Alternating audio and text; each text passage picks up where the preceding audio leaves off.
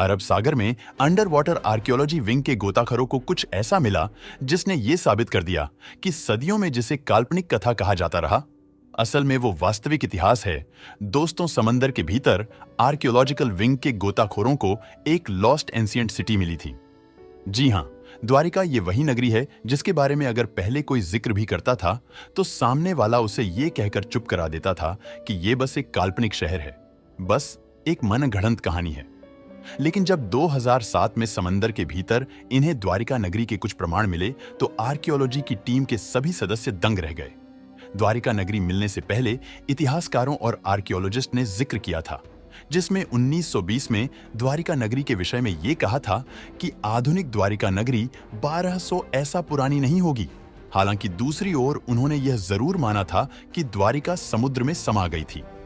मार्कंडे पुराण के अनुसार श्री कृष्ण के द्वारा द्वारिका नगरी उपस्थित थी, जिसे महाभारत में पर्वत श्रृंखला कहा गया है, और वर्तमान में यही पर्वत श्रृंखला जूनागढ़ में स्थित गन्नार पहाड़ियों के रूप में जानी जाती है, जो कि द्वारका शहर से 200 किलोमीटर दूरी पर है।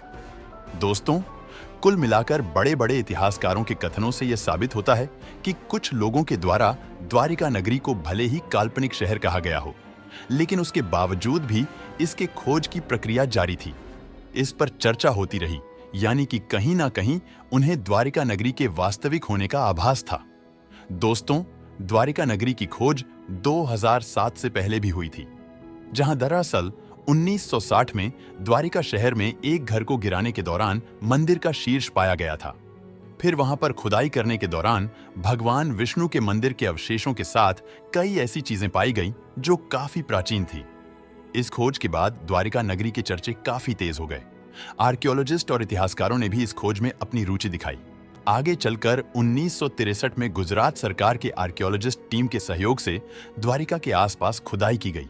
फिर उसके बाद 1979 में द्वारिका मंदिर के आसपास के एरिया में खुदाई शुरू की। हालांकि उस दौरान खुदाई में मिले एविडेंसेस की रिपोर्ट को पब्लिश नहीं किया गया।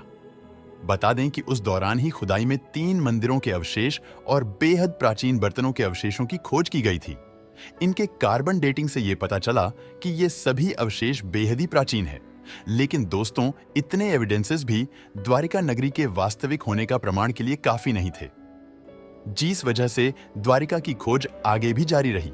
2005 में आर्कियोलॉजी की टीम ने द्वारिका नगरी की खोज के लिए गोताखोरों को एक बार फिर से पानी के अंदर भेजा गया। लगभग 2 साल तक चले इस खोज में अंततः 2007 में अंडर वाटर आर्कियोलॉजी को प्राचीन शहर द्वारिका नगरी के स्ट्रांग एविडेंसेस मिले, जिससे यह साबित हो गया कि द्वारिका नगरी मिथ नहीं है बल्कि वास्तविक इतिहास है। समंदर के अंदर खोज के दौरान बड़े बड़े रेक्टेंगुलर शेप के पत्थर पाए गए थे। इन पत्थरों के साथ ही अर्धचंद्राकार पत्थर भी रिसर्च टीम को मिले थे, जिनके बारे में रिसर्च टीम ने यह कहा था कि ये सारे पत्थर इंसानों द्वारा तराशे गए हैं। और जो बड़ी बड़ी दीवारों के अवशेष हैं, दोस्तों, अवशेषों में काफी मात्रा में चूना पत्थर भी पाया गया। इन पत्थरों के अलावा समंदर की तह से मिट्टी के बर्तन और सिक्के भी मिले और खोज में रंगीन वस्तुएं भी समंदर के भीतर से मिली। इसके अलावा कई ऐसी कलाकृतियां पाई गई जो द्वारिका नगरी को हिस्सा होने का प्रमाण दे रही थी।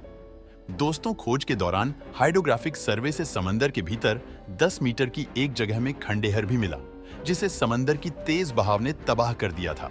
द्वारिका नगरी में अनेक द्वार थे, जिसकी वजह से इसका नाम द्वारका पड़ा। इस नगर के चारों तरफ कई लंबी लंबी दीवारें थी और आर्कियोलॉजी टीम का यह मानना था कि समंदर के भीतर से मिले बड़े बड़े पत्थर किसी बड़ी दीवार के अवशेष हैं। बहुत से लोगों के मन में यह सवाल है कि आखिर द्वारिका नगरी समंदर में क्यों डूबी। उन्हें बता दूं कि महाभारत युद्ध के बाद कौरवों की माता गांधारी अपने 100 पुत्रों को खो देने से काफी दुखद और क्रोधित थी। उनके अनुसार उनके पुत्रों की मृत्यु का कारण श्री कृष्ण थे। इसीलिए उन्होंने श्री कृष्ण को क्रोधवश यह श्राप दे दिया कि जिस तरह से कौरवों के वंश का नाश हुआ, ठीक उसी प्रकार से यदुवंशियों का भी नाश हो जाएगा। जहां दोस्तों, ऐसा भी उल्लेख मिलता है कि भगवान श्री कृष्ण के माता गांधारी के श्राप को आशीर्वाद के रूप में स्वीकार किया था। दोस्तों, धर्म कथाओं के अनुसार श्री कृष्ण की मृत्यु के बाद द्वारिका नगरी समंदर में लीन हो गई थी। द्वारिका नगरी के डूबने से पहले अर्जुन बचे हुए द्वारिका वासियों को लेकर इंद्रप्रस्थ चले गए थे। दोस्तों, आज के आधुनिक द्वारिका अरब सागर के सामने कक्ष की खाड़ी के समीप स्थित है।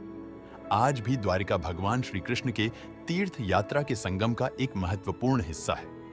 बता दें कि द्वारिका, वृंदावन, मथुरा, गोवर्धन, कुरुक्षेत्र और पुरी के साथ काफी महत्वपूर्ण में से एक है।